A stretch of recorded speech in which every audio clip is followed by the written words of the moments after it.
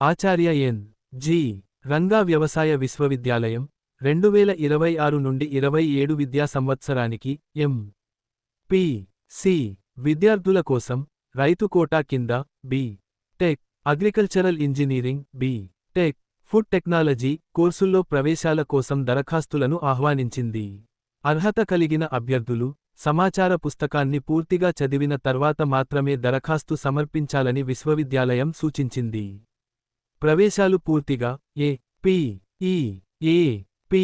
C. E. T. -2026 ర్యాంకుల ఆధారంగా నిర్వహించనున్నట్లు తెలిపింది. దరఖాస్తులో అభ్యర్థి పూర్తి పేరు ఏ. P. E. A. P. C. E. T. -2026 rank, తండ్రి, తల్లి పేర్లు, జనన తేదీ, సామాజిక వర్గం, అలాగే ఆర్థికంగా బలహీన వర్గానికి చెందిన వారు అయితే ఈ. డబ్ల్యూ.ఎస్. ధృవీకరణ పత్రం వివరాలను నమోదు చేయాలి. అదేవిధంగా పాస్పోర్ట్ సైజు ఫోటోను కూడా తప్పనిసరిగా అతికించాలి. అభ్యర్థులు తాము డిఫెన్స్, శారీరక వైకల్యం, ఎన్. సి. క్రీడలు, స్కౌట్స్ అండ్ గైడ్స్ వంటి ప్రత్యేక విభాగాలకు చెందిన వారైతే సంబంధిత ధృవీకరణ పత్రాలను జతచేయాల్సి ఉంటుంది. అలాగే 6వ తరగతి నుంచి ఇంటర్మీడియట్ లేదా సమాన అర్హత వరకు చదివిన ప్రతి విద్యాసంస్థ వివరాలను జిల్లా పేరుతో సహా నమోదు చేయాలి. దరఖాస్తు నమోదు రుసుము సాధారణ అభ్యర్థులకు రూ. 2000, ఎస్.సి. శారీరక వైకల్యం కలిగిన అభ్యర్థులకు రూ. 1000గా నిర్ణయించారు. ఈ రుసుమును ఆన్లైన్ ద్వారా చెల్లించవచ్చు లేదా డిమాండ్ డ్రాఫ్ట్ రూపంలో చెల్లించవచ్చు. రుసుము చెల్లించిన రసీదును తప్పనిసరిగా దరఖాస్తుతో జతచేయాలని అధికారులు స్పష్టం చేశారు. దరఖాస్తులో పూర్తి పోస్టల్ చిరునామా, పిన్ కోడ్, అభ్యర్థి మొబైల్ నంబర్, మెయిల్, తల్లిదండ్రులు లేదా సంరక్షకుడి ఫోన్ నంబర్ను నమోదు చేసి చివరిగా అభ్యర్థి సంతకం చేయాల్సి ఉంటుంది. అనంతరం అవసరమైన అన్ని ధృవీకరణ పత్రాలను స్వీయ ధృవీకరణతో జతచేసి సమర్పించాలి. దరఖాస్తుతో పాటు ఇంటర్మీడియట్ మార్కుల memo, A. P. E. A. P. C. E. T. -2026 hall ticket, rank card, SC. Certificate, కుల ధృవీకరణ పత్రం, ఈ.డబ్ల్యూ.ఎస్. ధృవీకరణ పత్రం, 6వ తరగతి నుంచి ఇంటర్మీడియట్ వరకు స్టడీ సర్టిఫికెట్లు, అవసరమైతే నివాస ధృవీకరణ పత్రం, ట్రాన్స్ఫర్ సర్టిఫికెట్, రైతు కోటాకు సంబంధించిన ఫారం -1, ఫారం -2, అడంగల్ లేదా 1బి పత్రాలు, ప్రత్యేక విభాగాలకు సంబంధించిన అసలు ధృవీకరణ పత్రాలు, అలాగే దరఖాస్తు రుసుము చెల్లించిన రసీదును జతచేయాలని విశ్వవిద్యాలయం పేర్కొంది. పూర్తిగా నింపిన దరఖాస్తులు అన్ని ధృవీకరణ పత్రాలతో కలిసి 2026 ఆగస్టు 10వ తేదీ సాయంత్రం తెల్లవారుజాము 4 గంటలలోపు రిజిస్ట్రార్ ఆచార్య ఎన్. జి. రంగా వ్యవసాయ విశ్వవిద్యాలయం, లాం, గుంటూరు కార్యాలయానికి చేరాల్సి ఉంటుంది.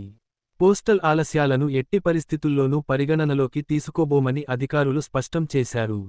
పూర్తి పత్రాలతో దరఖాస్తు చేసిన అభ్యర్థులను మాత్రమే మాన్యువల్ కౌన్సెలింగ్కు అనుమతిస్తామని తెలిపారు. రైతు కోటా సీట్లు, అర్హతలు, ఎంపిక విధానం వివరాలు. Farmers quota seats, eligibility and selection process. Guntur, news today. Acharya N. G. Ranga వ్యవసాయ విశ్వవిద్యాలయం 2026 నుండి 27 విద్యా సంవత్సరానికి ఎం. పి. సి. విద్యార్థుల కోసం రైతు కోటా కింద నిర్వహించే B. Tech agricultural engineering, B. Tech food technology కోర్సులకు సంబంధించిన సీట్ల వివరాలను విడుదల చేసింది. బి. టెక్ అగ్రికల్చరల్ ఇంజనీరింగ్ కోర్సులో బాపట్లలోని డాక్టర్ ఎన్. టి. ఆర్. వ్యవసాయ ఇంజనీరింగ్ కళాశాలలో 25 సాధారణ సీట్లు, అదనంగా 2 ఈ.డబ్ల్యూ.ఎస్. సీట్లు, శ్రీ సత్యసాయి జిల్లా మడకశిరలోని వ్యవసాయ ఇంజనీరింగ్ కళాశాలలో 18 సాధారణ సీట్లు, అదనంగా 2 ఈ.డబ్ల్యూ.ఎస్. సీట్లు కలిపి మొత్తం 47 సీట్లు అందుబాటులో ఉన్నాయి. అదేవిధంగా బి. టెక్ ఫుడ్ టెక్నాలజీ కోర్సులో బాపట్లలోని doctor N. T. R. Food science and technology కళాశాలలో 19 సాధారణ సీట్లు, అదనంగా 2 ఈ.డబ్ల్యూ.ఎస్. సీట్లు, వై.ఎస్.ఆర్. కడప జిల్లా పులివెందులలోని ఫుడ్ సైన్స్ అండ్ టెక్నాలజీ కళాశాలలో 10 సాధారణ సీట్లు, అదనంగా 1 ఈ.డబ్ల్యూ.ఎస్. సీటుతో కలిపి మొత్తం 32 సీట్లు రైతు కోటాలో భర్తీ చేయనున్నట్లు విశ్వవిద్యాలయం వెల్లడించింది.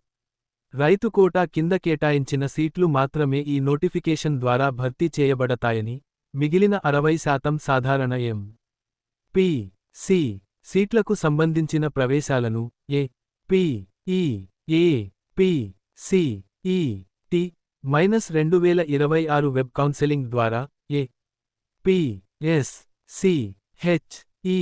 నిర్వహిస్తుందని అధికారులు తెలిపారు.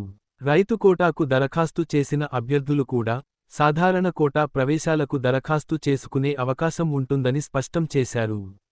ఈ కోర్సుల్లో ప్రవేశాలకు 2 సంవత్సరాల ఇంటర్మీడియట్ లేదా విశ్వవిద్యాలయం గుర్తించిన సమాన అర్హత పరీక్షలో ఉత్తీర్ణత సాధించి ఉండాలి.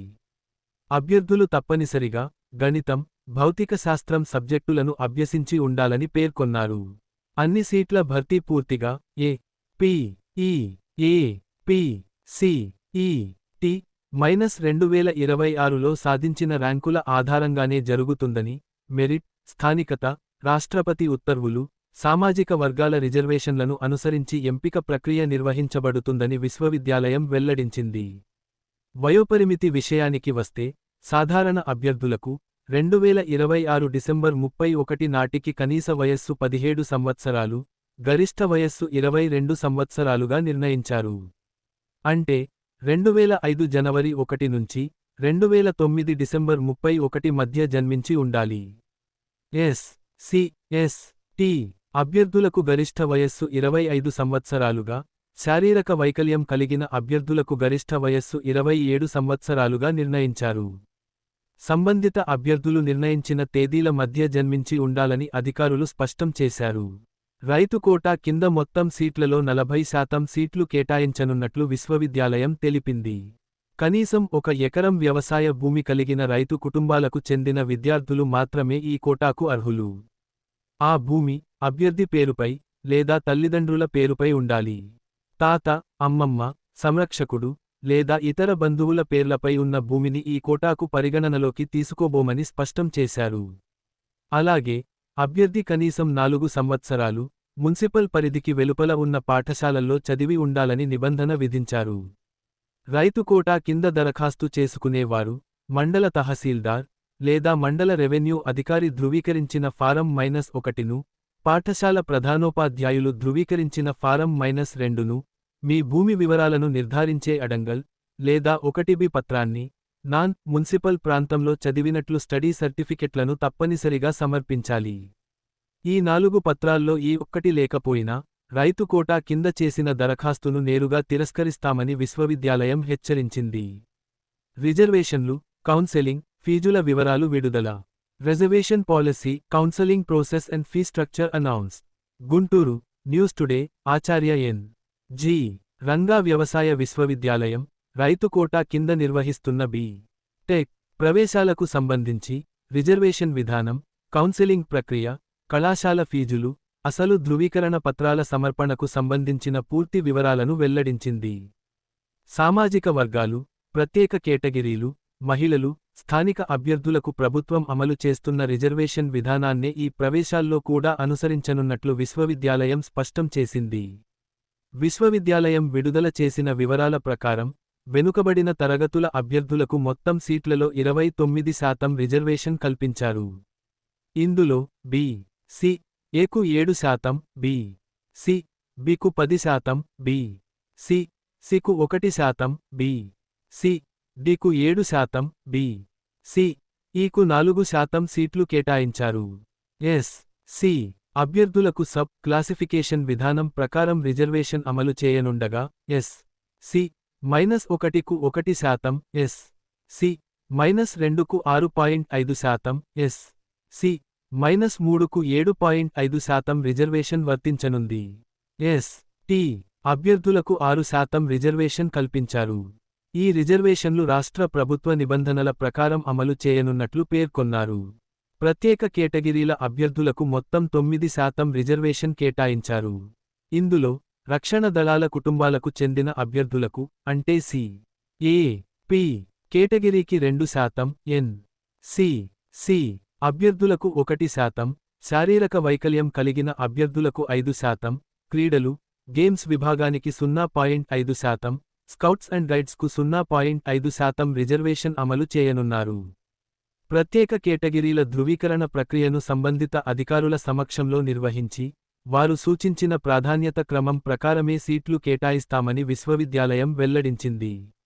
ఆర్థికంగా బలహీన వర్గాలకు చెందిన అభ్యర్థుల కోసం ఈ డబ్ల్యూఎస్ కేటగిరీ కింద అదనంగా 10% సూపరన్యూమరరీ సీట్లు ఏర్పాటు చేశారు. అలాగే ప్రతి సామాజిక వర్గంలో మహిళలకు 33.1/3% సీట్లు రిజర్వ్ చేశారు.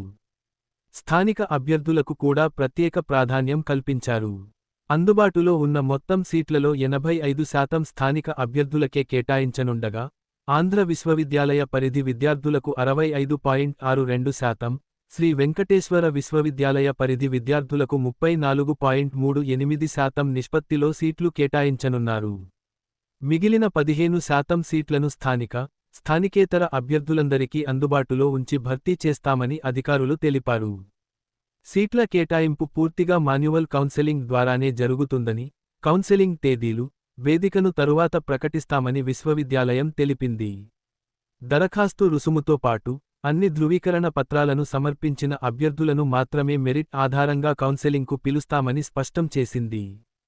కళాశాలలో ప్రవేశం పొందిన విద్యార్థులు చేరే సమయంలో నిర్ణయించిన ఫీజులు చెల్లించాల్సి ఉంటుంది. బి.టెక్ అగ్రికల్చరల్ ఇంజనీరింగ్ కోర్సుకు ప్రతి సెమిస్టర్ ట్యూషన్ ఫీజు రూ. 9,750, ఇతర ప్రత్యేక ఫీజులు రూ. 19,299, లైబ్రరీ డిపాజిట్ రూ. 2,500, ల్యాబొరేటరీ డిపాజిట్ రూ. 2,500, హాస్టల్ డిపాజిట్ రూ. 9,750, మెస్ అడ్వాన్స్ రూ. 9,750, ప్రతి నెల హాస్టల్ నిర్వహణ ఛార్జీలు రూ. 1,240, ప్రతి సెమిస్టర్ హాస్టల్ గది అద్దె రూ. 2,500గా నిర్ణయించారు. మొత్తం కలిపి రూ. 57,289 చెల్లించాల్సి ఉంటుందని వెల్లడించారు. అదేవిధంగా బి.టెక్ ఫుడ్ టెక్నాలజీ కోర్సుకు ప్రతి సెమిస్టర్ ట్యూషన్ ఫీజు రూ. 9,750, ప్రత్యేక ఫీజులు రూ. 2,538, లైబ్రరీ డిపాజిట్ రూ. 2,500, ల్యాబొరేటరీ డిపాజిట్ రూ. 2,500, హాస్టల్ డిపాజిట్ రూ. 9,750, మెస్ అడ్వాన్స్ రూ. 9,750, ప్రతి నెల హాస్టల్ నిర్వహణ ఛార్జీలు రూ. 1,240, హాస్టల్ గది అద్దె రూ. 2,500గా ఉండగా, మొత్తం రూ. 58,529 చెల్లించాల్సి ఉంటుందని విశ్వవిద్యాలయం తెలిపింది. ప్రవేశం పొందిన తర్వాత అడ్మిషన్ల ప్రక్రియ ముగిసేలోపు సీటును రద్దు చేసుకుంటే రూ. 5,350 ప్రాసెసింగ్ ఫీజుగా మినహాయించి మిగిలిన మొత్తాన్ని తిరిగి చెల్లిస్తారు. అడ్మిషన్ల ప్రక్రియ పూర్తయిన తర్వాత సీటు రద్దు చేసుకుంటే ఇప్పటికే చెల్లించిన రిఫండబుల్ డిపాజిట్లు మినహా మిగిలిన ఫీజు తిరిగి ఇవ్వబడదని, అదనంగా సాధారణ అభ్యర్థులు రూ. 5,350, ఎస్.సి., ఎస్.టి., శారీరక వైకల్యం కలిగిన అభ్యర్థులు రూ. 2,670 సీటు రద్దు రుసుము చెల్లించాల్సి ఉంటుందని అధికారులు స్పష్టం చేశారు. కళాశాలలో చేరే సమయంలో ఇంటర్మీడియట్ మార్కుల memo AP. AP. CET. -2026 hall ticket, rank card, SC. Certificate, కుల ధృవీకరణ పత్రం, ఈ.డబ్ల్యూ.ఎస్.